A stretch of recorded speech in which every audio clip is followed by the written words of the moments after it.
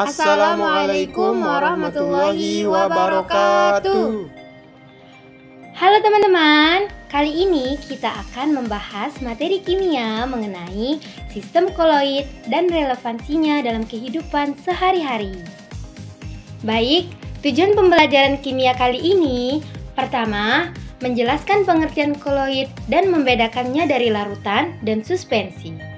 Kedua, mengidentifikasi jenis-jenis koloid berdasarkan fase terdispersi dan medium pendispersinya. Ketiga, menjelaskan sifat-sifat koloid, yaitu efek Tyndall, gerak Brown, absorpsi, koagulasi, dan dialisis, dan penerapannya dalam kehidupan sehari-hari. Keempat, menjelaskan pembuatan koloid secara kondensasi dan dispersi. Ada yang tahu nggak apa sih koloid itu? Penasaran ya? Mari kita bahas satu persatu.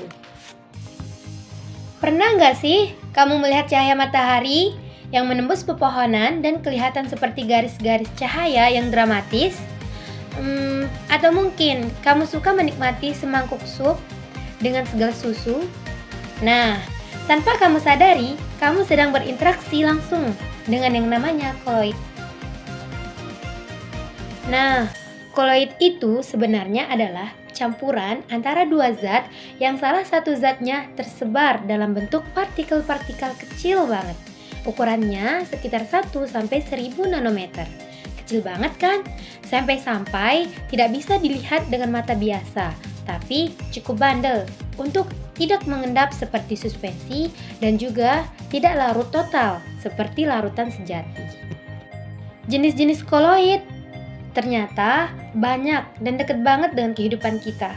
Mungkin kita sering membayangkan koloid itu seperti satu jenis saja kan?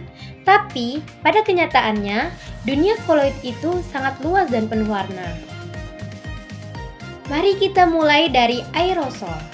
Ini adalah koloid yang terdiri dari partikel padat atau cair yang tersebar dalam gas.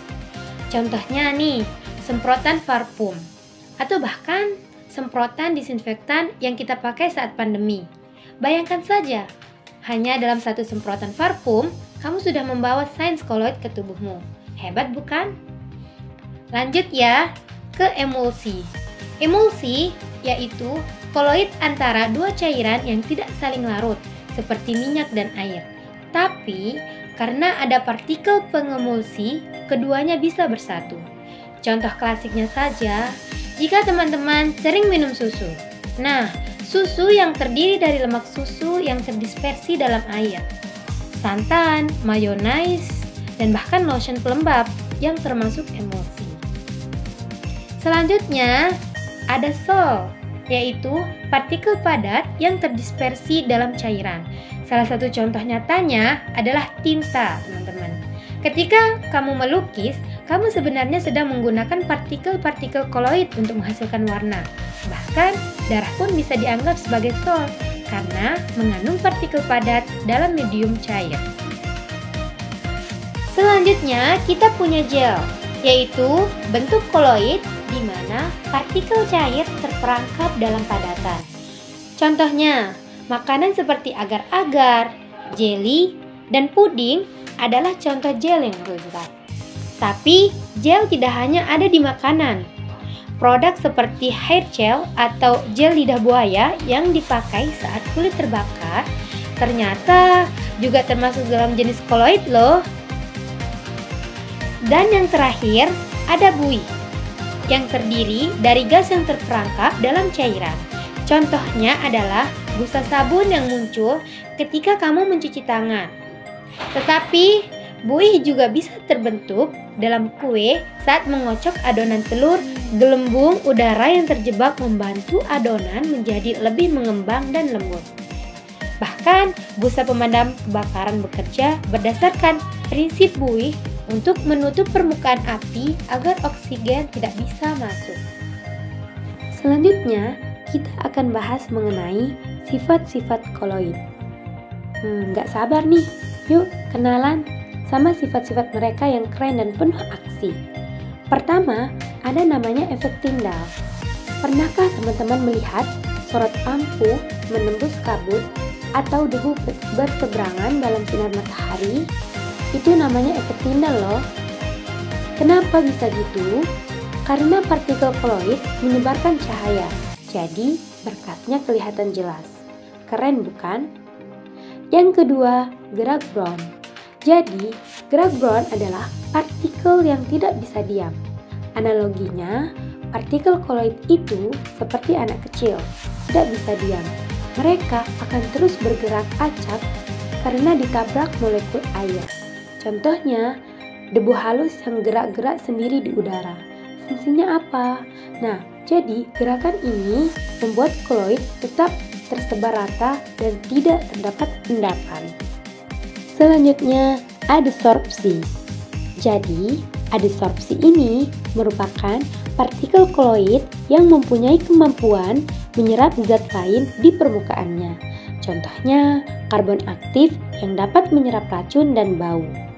Kemudian, ada namanya koagulasi, yang dimana saat partikel koloid diberikan kode melalui ion tertentu, mereka menjadi berkumpul dan akhirnya mengendap. Contohnya, penjernihan air menggunakan tawas. Dan sifat koloid yang terakhir adalah dialisis, yang dimana partikel koloid bisa dipisah dari ion-ion kecil lewat selaput khusus. Contohnya, mesin cuci darah atau dialisis. Ini berlaku pada pasien gagal ginjal. Teknologinya memiliki kemampuan saring level dewa loh, buat nyelamatin nyawa banyak orang. Oke teman-teman, sekarang kita lanjut ya, bagaimana pembuatan koloid. Penasaran ya? Mari kita bahas sama-sama. Salah satu cara membuat koloid adalah dengan menggunakan metode kondensasi. Contohnya saat kita membuat susu kental manis, gula dan susu dicampur bersama-sama dan kemudian dipanaskan sehingga gula larut dan membentuk partikel-partikel kecil yang kemudian membentuk koloid. Metode lain untuk membuat koloid adalah dengan menggunakan metode dispersi. Contohnya saat kita membuat mayones. Minyak dan air dicampur bersama-sama dengan menggunakan pengemulsi sehingga membentuk partikel-partikel kecil yang kemudian membentuk koloid. Pembuatan koloid juga dapat dilakukan dengan menggunakan metode homogenisasi. Contohnya saat kita membuat santan, kelapa diparut dan kemudian dicampurkan dengan air sehingga membentuk partikel-partikel kecil yang kemudian membentuk koloid. Dengan demikian, pembuatan koloid dapat dilakukan dengan berbagai jenis metode, tergantung pada jenis koloid yang ingin dibuat. Koloid memiliki sifat-sifat unik yang membuatnya sangat berguna dalam berbagai aplikasi seperti dalam industri, makanan, kosmetik, dan farmasi.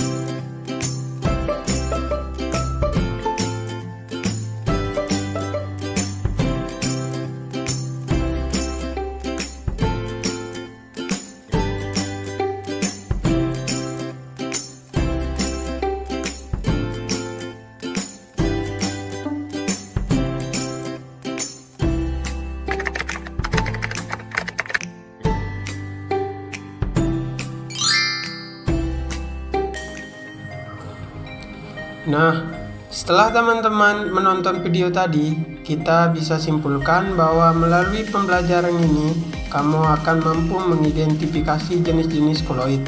menganalisis sifat-sifat koloid serta mengaitkan materi kimia dengan konteks nyata di sekitar kita. Selanjutnya, untuk mengasah pemahaman teman-teman, saya ada tugas kuis nih. Teman-teman boleh mengakses link di bawah ini. Semoga berhasil. Nah, itu tadi pembahasan kita hari ini. Semoga bermanfaat. Terima kasih telah menonton. See you next time. Assalamualaikum warahmatullahi wabarakatuh.